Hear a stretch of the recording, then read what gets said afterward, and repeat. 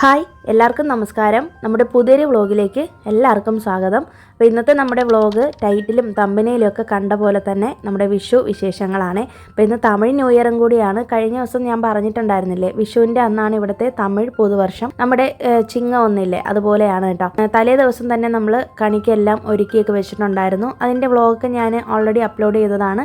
നിങ്ങൾ കണ്ടിട്ടില്ലെങ്കിൽ ഒന്ന് കണ്ടു നോക്കിയാൽ മതി. രാവിലെ എഴുന്നേറ്റ് കുളിയൊക്കെ കഴിഞ്ഞിട്ടുണ്ട്. എനിക്കാണെങ്കിൽ തലേ ദിവസം ഉറങ്ങിയതും കുറച്ച് ലേറ്റായിപ്പോയി. 11 മണിയൊക്കെ കഴിഞ്ഞിട്ടാണ് ഉറങ്ങിയത്. പിന്നെ എനിക്ക് ആ ഒരു ഉറക്കത്തിൻ്റെ ഒരു ചടവുണ്ട് കേട്ടോ മുഖത്ത്. നല്ല തലവേദനയും ഉണ്ടായിരുന്നു. പതിവില്ലാതെ രാവിലെ എഴുന്നേറ്റതല്ലേ. അപ്പോൾ രാവിലെ 4 മണിക്ക് എഴുന്നേറ്റ് കുളിയൊക്കെ കഴിഞ്ഞിട്ട് പിന്നീടാണ് ഞാൻ വീഡിയോ എടുത്തിട്ടുള്ളത്. ഞാൻ തലേ ദിവസം ഈ തോരണം കെട്ടിയിടാനായിട്ട് മറന്നുപോയി കേട്ടോ.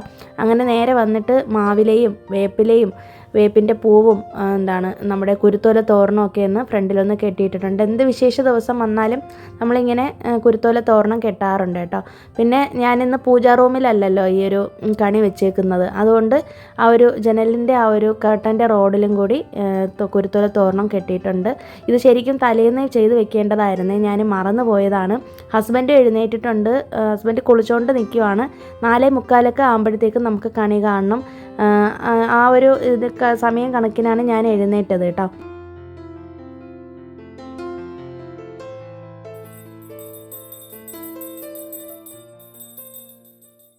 അപ്പോൾ വിളക്കൊക്കെ ഒന്ന് വെച്ചു. അത് കഴിഞ്ഞിട്ട് നന്നായിട്ട് പ്രാർത്ഥിച്ചു.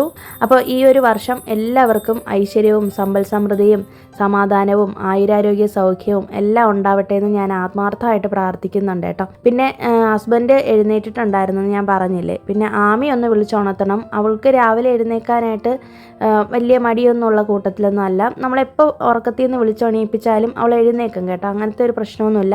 പക്ഷേ എഴുന്നേറ്റ് കഴിഞ്ഞിട്ടുണ്ടെങ്കിൽ കുറച്ച് നേരം ഒന്ന് ടൈം എടുക്കും അവൾക്കൊന്ന് സെറ്റായിട്ട് വരാനായിട്ട്. അപ്പോൾ തലേ ദിവസം അവളോട് പറഞ്ഞായിരുന്നു വെളുപ്പിന് ഇങ്ങനെ എഴുന്നേൽക്കണം കണി കാണാനായിട്ട് എന്ന്. അങ്ങനെ എഴുന്നേറ്റ് കണിയൊക്കെ കാണിപ്പിച്ചിട്ട് പിന്നെ ഉടനെ തന്നെ അവൾ പോയി കിടന്ന് ഉറങ്ങി കേട്ടോ. നല്ല ഉറക്കക്ഷീണം ഉള്ളതുകൊണ്ട് ഉറങ്ങിക്കോളാനായിട്ട് പറഞ്ഞു. പിന്നെ ഹസ്ബൻഡ് ഞാനും കൂടി ഇവിടെ ഇരുന്നൊന്ന് പ്രാർത്ഥിക്കുന്നുണ്ട്. മനസ്സ് നിറഞ്ഞ് പ്രാർത്ഥിച്ചു. പിന്നെ ആമയ്ക്ക് കൈനീട്ടം കൊടുക്കാനായിട്ട് പറ്റിയില്ല കേട്ടോ. പിന്നീടാണ് കൊടുത്തത്.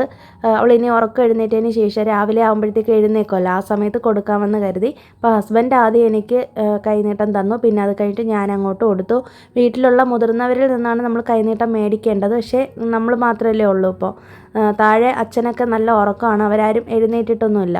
അങ്ങനെ ഞങ്ങൾ രാവിലെ തന്നെ കണിയൊക്കെ കണ്ടിട്ട് പിന്നെ ഞാൻ ഉറങ്ങിയിട്ടൊന്നും ഇല്ല കേട്ടോ. പിന്നീട് നമുക്ക് ബ്രേക്ക്ഫാസ്റ്റൊക്കെ ഉണ്ടാക്കണം.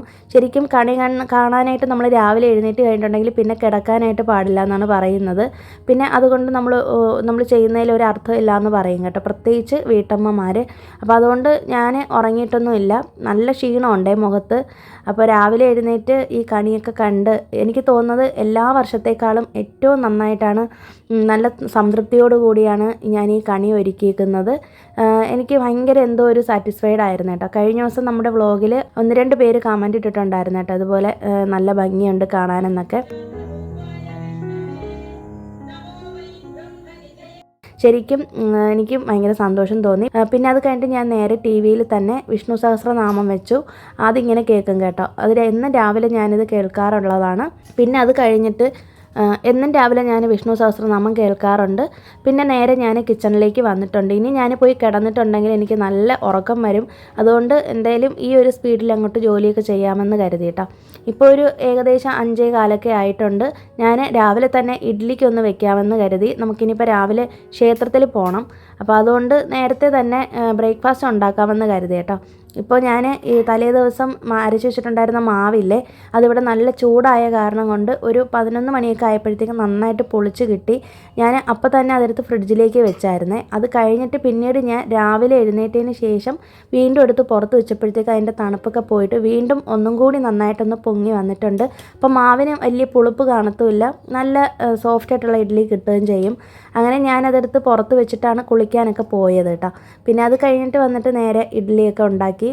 അങ്ങനെ ഇഡ്ഡലിക്ക് വേണ്ടിയിട്ടുള്ള മാവൊക്കെ വെച്ചിട്ടുണ്ട്.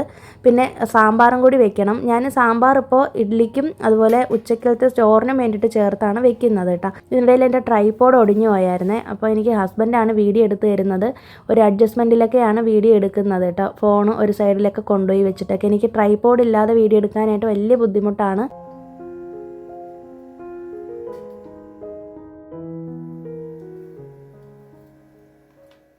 പിന്നെയെന്ന് വെച്ചിട്ടുണ്ടെങ്കിൽ സാമ്പാറിനുള്ള വെജിറ്റബിൾസൊക്കെ കട്ട് ചെയ്യണം. ശരിക്കും രാവിലെ എഴുന്നേറ്റിട്ടുള്ള ഈ ഒരു റുട്ടീൻ ഉണ്ടല്ലോ, ഇത് അടിപൊളിയാണ്. പക്ഷേ എനിക്ക് എല്ലാ ദിവസവും എണീക്കാനായിട്ട് പറ്റത്തില്ല, ഭയങ്കര മടിയാണ്. ഞാൻ എത്രയൊക്കെ ശ്രമിച്ചിട്ടും എനിക്ക് ഈ 4 മണിക്കുള്ള എഴുന്നേൽക്കാനുള്ള ഒരു സംഭവം എനിക്ക് പറ്റുന്നില്ല കേട്ടോ. മാക്സിമം പോയാൽ ഒരു 5 മണിക്കൊക്കെ എഴുന്നേൽക്കും. പിന്നെ ചില ദിവസങ്ങളിൽ 5:30, ചിലപ്പോൾ 6 മണി.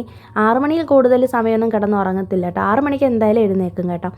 അങ്ങനെ ഞാൻ വെജിറ്റബിൾസൊക്കെ സാമ്പാറിന് വേണ്ടിയിട്ട് കട്ട് ചെയ്ത് വെച്ചു. ഇതിൻ്റെ തന്നെ ഇഡ്ഡലിയൊക്കെ വെന്തിട്ടുണ്ട്, അതൊക്കെ എടുത്തൊന്ന് പുറത്ത് വെച്ചു. പിന്നെ ഇതിനോടകം തന്നെ ഞാൻ ഒരു കട്ടനും കൂടി ഇട്ടിട്ടുണ്ടായിരുന്നു. എനിക്ക് കട്ടൻ കുടിച്ചില്ലെങ്കിൽ ഭയങ്കര തലവേദന എടുക്കും രാവിലെ, പ്രത്യേകിച്ച് രാവിലെ എഴുന്നേറ്റ കാരണം കൊണ്ട്. അങ്ങനെ ഒരു കട്ടനൊക്കെ കുടിച്ച് നോക്കിയപ്പോഴത്തേക്കും ഉണ്ട് ഇതുപോലെ നേരമൊക്കെ വെളുത്തിട്ടുണ്ട്. ഇപ്പോൾ ഒരു 6 മണി ആയിട്ടുണ്ട്. ഇതിനിടയിൽ തന്നെ ആമയെ വിളിച്ചുണർത്തി റെഡിയാക്കി, ഞാനും റെഡിയായി, ഹസ്ബൻഡും ഒക്കെ റെഡിയായിട്ട് നമ്മളിപ്പോൾ ക്ഷേത്രത്തിലേക്കാണ് പോകുന്നത് കേട്ടോ. ആമയുടെ വിഷുവിന് എടുത്തിട്ടുള്ള ഡ്രസ്സാണത്. ശരിക്കും ഇത് വിഷുവിൻ്റെ ഡ്രസ്സല്ല, അവളുടെ ഡാൻസ് പ്രോഗ്രാമിന് എടുത്തിട്ടുള്ള ഡ്രസ്സാണ് കേട്ടോ. ഡാൻസിൻ്റെ ആ ഒരു വ്ളോഗൊക്കെ ഞാൻ വരുന്ന വീക്കിൽ ഷെയർ ചെയ്യാം. ശരിക്കും വിഷു ഇങ്ങനെ നേരത്തെ എത്തിയ കാരണം കൊണ്ട് ഞാൻ നേരത്തെ തന്നെ വിഷു വ്ളോഗ്സ് അങ്ങ് അപ്ലോഡ് ചെയ്തതാണ് കേട്ടോ.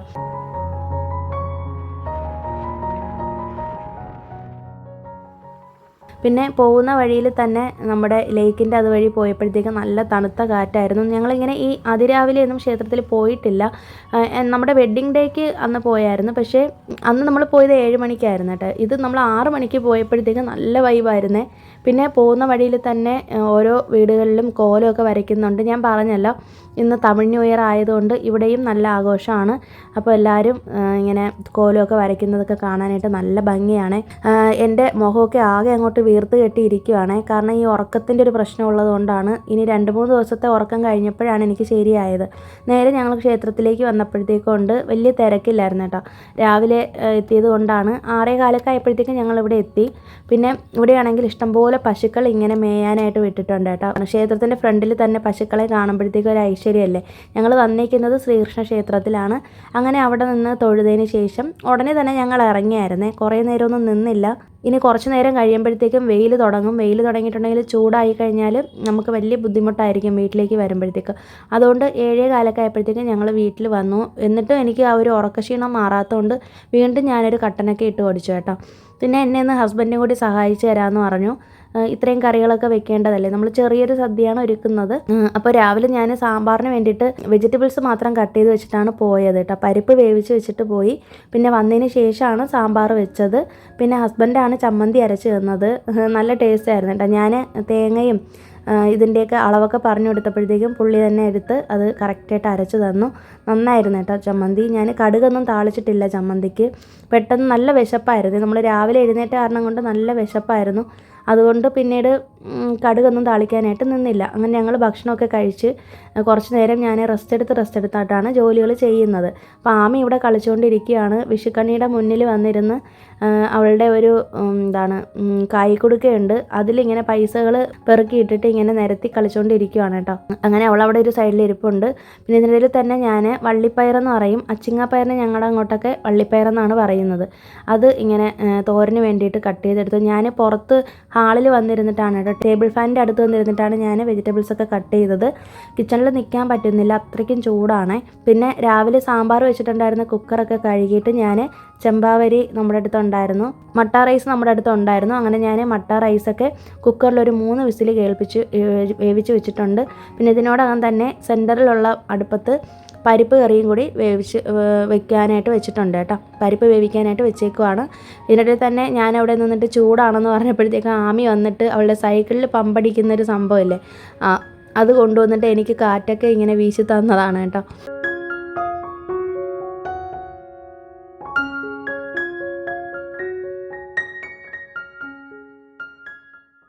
അങ്ങനെ കുറച്ച് നേരം അവൾ എൻ്റെ അടുത്ത് നിന്നു. ഇതിൻ്റെ ഇടയിൽ തന്നെ ഹസ്ബൻഡ് എന്നെ സഹായിക്കാനായിട്ട് വരുന്നുണ്ട്.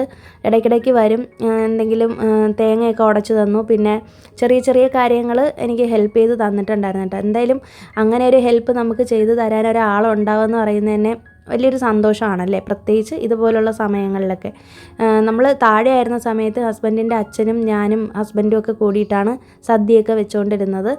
ഇപ്പോൾ എന്നെ ഹസ്ബൻഡ് സഹായിക്കാറുണ്ട് കേട്ടോ. എന്നോട് പ്രത്യേകം പറഞ്ഞു ഒരുപാട് കറികളൊന്നും വെക്കണ്ട, ചെറിയതായിട്ട് ചെയ്താൽ മതിയെന്ന്. അതുകൊണ്ട് ഞാനിപ്പോൾ ഇത്തവണ എല്ലാ പ്രാവശ്യത്തെയും പോലെ എല്ലാ കറികളൊന്നും വെക്കുന്നില്ല.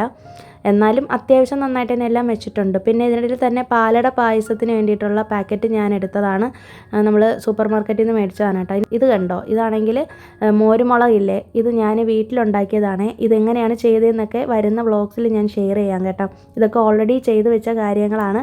അപ്പോൾ ഇന്നാണ് ഇത് വറുത്ത് കഴിക്കാനായിട്ട് പോകുന്നത് കേട്ടോ. ഭയങ്കര എക്സൈറ്റ്മെൻ്റ് ആണ് ഞാൻ അതുകൊണ്ട്.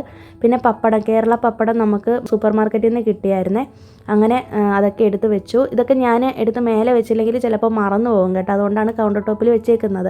ഇതിനിടയിൽ തന്നെ നമ്മുടെ ഏകദേശം കറികളും ആയിട്ടുണ്ട്. രസം വെച്ചിട്ടുണ്ട്, പൊട്ടറ്റോ കൊണ്ടൊരു കൂട്ടുകറി വെച്ചിട്ടുണ്ട് കേട്ടോ. എൻ്റെ ഒരു സ്റ്റൈലാണ് വെച്ചേക്കുന്നത്. അതിവിടെ എല്ലാവർക്കും ഭയങ്കര ഇഷ്ടമാണ്. ആമിക്കും ഹസ്ബൻഡിനും ഒക്കെ ഭയങ്കര ഇഷ്ടമാണ്. പിന്നെ അച്ചിങ്ങാപ്പയർ തോരനും സാമ്പാറും ഒക്കെ റെഡി ആയിട്ടുണ്ട് കേട്ടോ. പരിപ്പ് കറിയൊക്കെ ഇതിനിടയിൽ തന്നെ റെഡി ആയിട്ടുണ്ട്. ഇവിടെ ഹസ്ബൻഡും മോളും കൂടി കളിച്ചുകൊണ്ടിരിക്കുകയാണ്. ഇതിനിടയിൽ തന്നെ നാട്ടിൽ നിന്ന് അമ്മയും അച്ഛനെയൊക്കെ വീഡിയോ കോൾ ചെയ്തു. അവരോടൊക്കെ സംസാരിച്ചു. അനിയൻ്റെ വൈഫിനെയും കുഞ്ഞിനെയൊക്കെ കണ്ടു. പിന്നെ ഇത് കഴിഞ്ഞിട്ട് നമ്മൾ ഇതുപോലെ കാക്കയ്ക്ക് കൊടുക്കാനായിട്ട് ഇങ്ങനെ കൊണ്ടുപോകും കേട്ടോ. നമ്മുടെ വീട്ടിൽ എന്ത് വിശേഷം വന്നാലും ഇതുപോലെ സദ്യ ഉണ്ടാക്കുന്ന സമയത്ത് പിതൃക്കൾക്ക് വേണ്ടിയിട്ട് നമ്മളിങ്ങനെ കൊണ്ടുപോകാറുണ്ട്. മാത്രമല്ല പക്ഷിമൃഗാദികൾക്കും കൂടി കൊടുക്കണം എന്നുള്ളൊരു ഉദ്ദേശത്തോടു കൂടിയാണ് കേട്ടോ. അങ്ങനെയാണ് ഇത് ചെയ്യുന്നത്. അപ്പോൾ കാക്കയ്ക്കൊക്കെ കൊടുക്കാനായിട്ട് അങ്ങനെ ഹസ്ബൻഡ് കൊണ്ടുപോയി. ഞാൻ മേലേക്ക് കയറിയിട്ടില്ല കേട്ടോ, നല്ല വെയിലാണ്. ഇതിനിടയിൽ തന്നെ ഹസ്ബൻഡ് പുറത്ത് പോയിട്ട് ബോളിയൊക്കെ മേടിച്ചുകൊണ്ട് വന്നായിരുന്നു കേട്ടോ. ബോളിയും കൂടെ ഉണ്ടെങ്കിൽ ഈ പാലട പായസമൊക്കെ കഴിക്കാനായിട്ട് നല്ല ടേസ്റ്റ് അല്ലേ. നമ്മുടെ ട്രിവാൻഡ്രം സ്പെഷ്യലാണ് ബോളിയും ഈ സേമിയ പായസവും. നമ്മളിന്ന് സേമിയ പായസം വയ്ക്കാത്തത് കൊണ്ട് ഈ പാലടയിൽ ഈ ബോളി മിക്സ് ചെയ്ത് പപ്പടവും പഴമൊക്കെ മിക്സ് ചെയ്തിട്ടാണ് ഇത് കഴിക്കുന്നത് കേട്ടോ. നിങ്ങളിൽ എത്ര പേര് എങ്ങനെ കഴിക്കാറുണ്ട്? നിങ്ങളുടെ അങ്ങോട്ടൊക്കെ ഇങ്ങനെയാണോ കഴിക്കുന്നത്? ട്രിവാൻഡ്രത്തിലുള്ള ആരെങ്കിലും ഇത് കാണുന്നുണ്ടോ? ഉണ്ടെങ്കിൽ നിങ്ങൾക്ക് ഈ ഒരു കോമ്പിനേഷൻ ഇഷ്ടമാണോ എന്നൊക്കെ ഒന്ന് കമൻറ്റ് ചെയ്യാനായിട്ട് മറക്കരുത് കേട്ടോ. അപ്പോൾ ഇത്രയൊക്കെ ഉള്ളൂ നമ്മുടെ ഇന്നത്തെ വീഡിയോയിലെ വിശേഷങ്ങൾ. ഞങ്ങളുടെ വിഷു വളരെ സിമ്പിളായിട്ടാണ് ഞങ്ങൾ ആഘോഷിച്ചത് കേട്ടോ. ഞങ്ങൾ 3 പേരും മാത്രമായിട്ടായിരുന്നു. സാധാരണ എല്ലാ വർഷവും ഇതുപോലെ വിഷു സദ്യയൊക്കെ കഴിച്ചതിന് ശേഷം ഈവനിങ് ആകുമ്പോഴത്തേക്കും ഞങ്ങൾ പുറത്ത് പോകുന്നതാണ്. പക്ഷേ ഇത്തവണ ഒരിടത്തും പോകാനായിട്ട് പറ്റിയില്ല കേട്ടോ. ഹസ്ബൻഡിന് ഡ്യൂട്ടി ഉണ്ട്. അതുപോലെ തന്നെ ആമിക്കാണെങ്കിൽ നാളെ എക്സാം ആണ് കേട്ടോ. അപ്പോൾ അവളെ പഠിപ്പിക്കുകയൊക്കെ വേണം. അതുകൊണ്ട് പുറത്തൊന്നും പോകുന്നില്ല. ഹസ്ബൻഡിന് വീട്ടിലിരുന്നാണ് ജോലി ചെയ്യേണ്ടത്. വർക്ക് ഫ്രം ഹോം ആണ് കേട്ടോ. അപ്പോൾ ഇത്രയൊക്കെ ഉള്ളൂ ഇന്നത്തെ വീഡിയോയിലെ വിശേഷങ്ങൾ. ഞങ്ങളുടെ ഈ ഒരു കുഞ്ഞ് വിഷു ആഘോഷം നിങ്ങൾക്ക് ഇഷ്ടമായോ ഇല്ലയോ എന്നൊന്ന് കമൻറ്റ് ചെയ്തേക്കണേ. നിങ്ങളും നന്നായിട്ട് ആഘോഷിച്ചോ? എങ്ങനെ ഉണ്ടായിരുന്നു നിങ്ങളുടെ വിഷു എന്നൊക്കെ മറക്കാതെ കമൻറ്റ് ചെയ്തേക്കൂ. പുതിയൊരു വീഡിയോ ആയിട്ട് നമുക്കിനി നെക്സ്റ്റ് വീക്ക് വീണ്ടും കാണാം. അതുവരേക്കും എല്ലാവർക്കും ബൈ. Thanks for watching.